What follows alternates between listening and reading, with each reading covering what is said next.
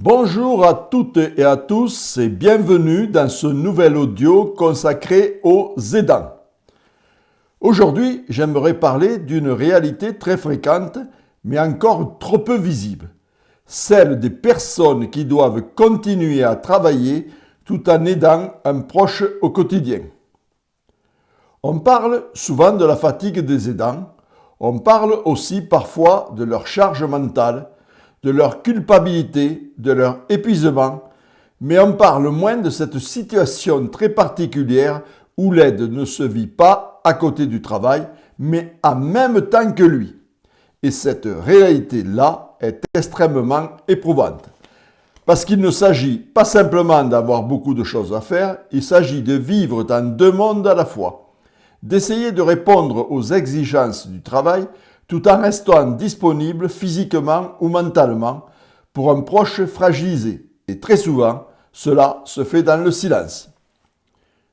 Beaucoup d'aidants ne vivent pas seulement la fatigue de l'aide, ils vivent aussi une autre forme de pression, plus discrète mais tout aussi usante, celle de devoir continuer à travailler pendant que la situation familiale prend de plus en plus de place. De l'extérieur, ils semblent tenir. Ils vont au travail, répondent aux messages, participent aux réunions, assurent ce qu'il faut assurer. Ils rendent ce que l'on attend d'eux. Ils restent présents, ils donnent le change. Mais en arrière-plan, une autre vie continue. Il y a les rendez-vous médicaux à prendre ou à gérer, les appels urgents, les démarches administratives, les imprévus, les inquiétudes, les traitements, les surveillances, les changements d'organisation de dernière minute. Autrement dit, deux mondes se superposent sans vraiment se rejoindre. Et c'est souvent cette superposition qui use le plus, parce que l'on n'est jamais complètement dans un seul espace. Même au travail, une partie de l'esprit reste ailleurs. Et lorsqu'on rentre chez soi ou qu'on rejoint la personne aidée, une autre partie de soi continue à penser à ce qu'il reste à faire professionnellement. Ce qui rend cette situation si difficile, ce n'est pas seulement l'accumulation des tâches, c'est l'effet que l'esprit ne s'arrête jamais vraiment. Au travail, l'aidant pense à ce qui se passe ailleurs. Il se demande si tout va bien. Il anticipe un appel. Il guette un message. Il pense à ce qu'il devra faire plus tard. À la maison ou après ou auprès du proche aidé, il pense à ce qu'il n'a pas pu faire au travail, à ce qu'il doit rendre, à ce qu'il a repoussé, à ce qu'il attend encore. Il est là, mais jamais complètement.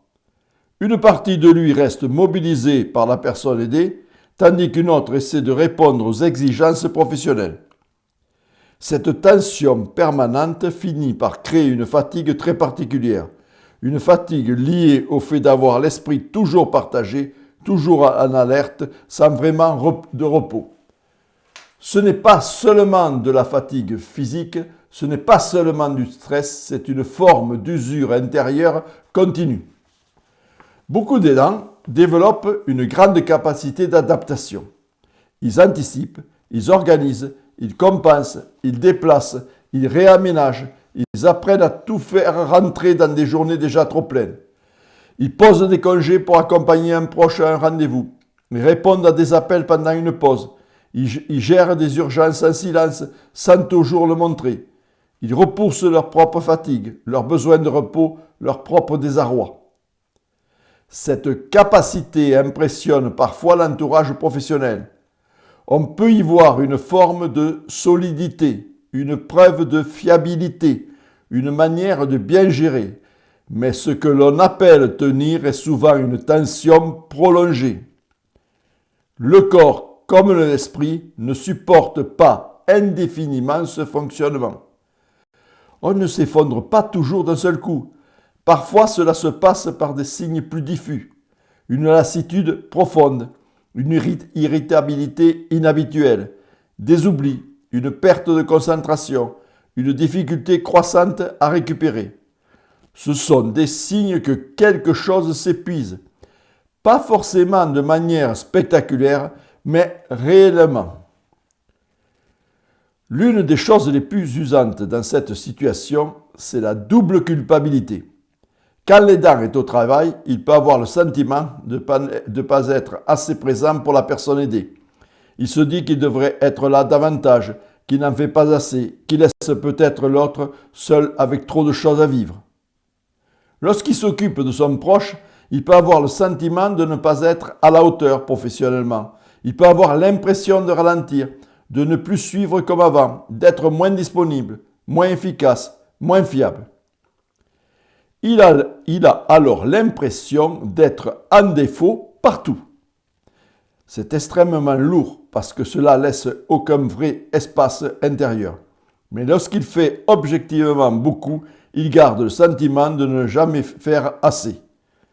Ce sentiment ne vient pas seulement de la quantité de choses à gérer. Il vient aussi du fait que les attentes des deux côtés paraissent importantes, légitimes et souvent impossibles à satisfaire pleinement. Dans le monde professionnel, l'aidance reste encore largement invisible. Beaucoup de personnes n'en parlent pas, par peur d'être perçues comme moins disponibles, moins fiables, moins engagées, par peur d'être jugées, par peur d'être mises à l'écart, ou simplement parce qu'elles pensent que cela ne regarde personne. Alors, elles taisent une partie de leur réalité. Elles continuent à faire comme si. Mais si ce silence a un coût, parce que ce qui n'est pas nommé ne peut pas être pris en compte. Les retards, la fatigue, le besoin de souplesse, les absences ponctuelles peuvent alors être interprétés comme un problème d'organisation, un manque d'implication ou une baisse de motivation, alors qu'ils sont souvent le signe d'une charge invisible bien plus lourde. Beaucoup d'aidants tiennent dans un équilibre fragile, sans que leur entourage professionnel ne mesure vraiment ce que cela leur demande. Faut-il parler de sa situation au travail? Il n'y a pas de réponse unique. Tout dépend du contexte, de la culture de l'entreprise, de la relation avec la hiérarchie, du degré de confiance, de la façon dont les choses sont accueillies. Mais une chose semble assez claire, garder totalement le silence isole. Parler ne signifie pas tout raconter. Il ne s'agit pas de se justifier dans les moindres détails. Il ne s'agit pas non plus d'exposer toute son intimité. Cela peut simplement consister à nommer une réalité, à dire qu'une situation familiale demande en ce moment plus d'ajustement, à rendre visible une contrainte, à faire comprendre qu'il se passe quelque chose. Dans certains cas, cela permet d'ouvrir un espace de compréhension.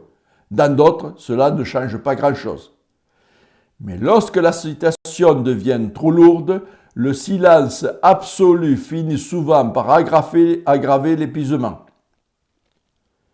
Il faut reconnaître que tout concilier n'est pas toujours possible. C'est une idée difficile à accepter, surtout quand on est une personne engagée, consciencieuse, habituée à tenir. Mais il n'est pas toujours possible de tout concilier parfaitement. Il arrive un moment où la question n'est plus seulement celle de l'organisation, elle devient une question de limite humaine. On peut optimiser beaucoup de choses, on peut s'adapter, on peut faire preuve de bonne volonté, mais on ne peut pas supprimer complètement la fatigue mentale, la charge émotionnelle, l'inquiétude, ni la contrainte du temps. Vouloir tout maintenir exactement comme avant peut alors devenir une source supplémentaire d'échecs et de culpabilité. Parfois, l'enjeu n'est pas de réussir à tout faire, il est de reconnaître qu'on ne peut plus tout porter au même niveau. Cette reconnaissance n'est pas un renoncement moral, c'est parfois un acte de lucidité. Concilier travail-aide ne repose pas seulement sur la volonté individuelle. Cela suppose souvent des appuis concrets. Un peu plus de souplesse dans les horaires, une meilleure répartition familiale, un relais, même partiel, une aide extérieure, une parole reconnue, un espace de récupération. Rien de tout cela n'est magique, rien de tout cela ne supprime complètement la difficulté. Mais ces appuis peuvent empêcher que toute la pression repose sur une seule personne. L'aidant n'a pas seulement besoin de courage, il a besoin de conditions un peu plus respirables. Cela vaut aussi pour l'entourage, pour les collègues, pour les responsables. On aide mieux un aidant en lui permettant de ne pas tout porter seul qu'en l'admirant de loin pour sa capacité à tenir. Dans cette double réalité, le risque est grand de ne plus vivre qu'en fonction des urgences. L'aidant répond au travail, répond aux proches, répond aux imprévus, répond aux attentes. Mais à force de répondre à tout, il ne sait plus toujours ce qu'il ressent lui-même. Préserver quelque chose de soi n'est pas un luxe secondaire, c'est une condition pour ne pas s'effondrer. Cela peut être modeste, un vrai temps de pause, une limite posée, une activité qui n'a pas d'utilité immédiate, un moment où l'on ne doit rien à personne. Ces espaces ne règlent pas tout, mais ils empêchent parfois que l'existence entière se réduise à tenir. Pour l'entourage, pour les collègues, pour les responsables, une chose mérite d'être rappelée. Un aidant qui fatigue, qui demande un aménagement, qui semble moins disponible qu'avant, n'est pas forcément moins investi. Il essaie souvent de tenir dans une configuration que beaucoup sous-estiment. Comprendre cela change le regard, et ce changement de regard compte, parce que ce qui épuise les dents, ce n'est pas seulement la charge objective, c'est aussi le sentiment de devoir la porter sans qu'elle soit vraiment reconnue. Se sentir seul avec ce que l'on vit use énormément. Être compris ne résout pas tout, mais cela peut déjà alléger un peu. Cette difficulté à concilier la vie des dents avec le travail, cette fatigue qui s'accumule et cette impression de devoir tenir sur tous les fronts, je les développe dans mon livre « Comprendre les aidants », quand aider prend toute la place, comment ne pas s'oublier. J'y explore ces réalités du quotidien, souvent invisibles, mais profondément structurantes dans la vie des aidants. Les liens sont en commentaire pour celles et ceux qui souhaitent aller plus loin. En conclusion, on peut dire que peut-être que la question n'est pas seulement comment continuer à tout assurer, mais aussi qu'est-ce qui, aujourd'hui, pourrait éviter que tout repose sur une seule personne. Parce que concilier travail et aide ne dépend pas seulement du courage, cela dépend aussi de ce que l'on peut partager, nommer, alléger et rendre un peu plus vivable. Pour terminer, j'ai une question à vous poser. Si vous êtes aidant, proche ou collègue, qu'est-ce qui vous semble le plus difficile quand il faut concilier travail et aide au quotidien? J'attends vos retours dans la partie commentaires. Je vous remercie pour votre écoute et à très bientôt pour un prochain épisode sur les aidants.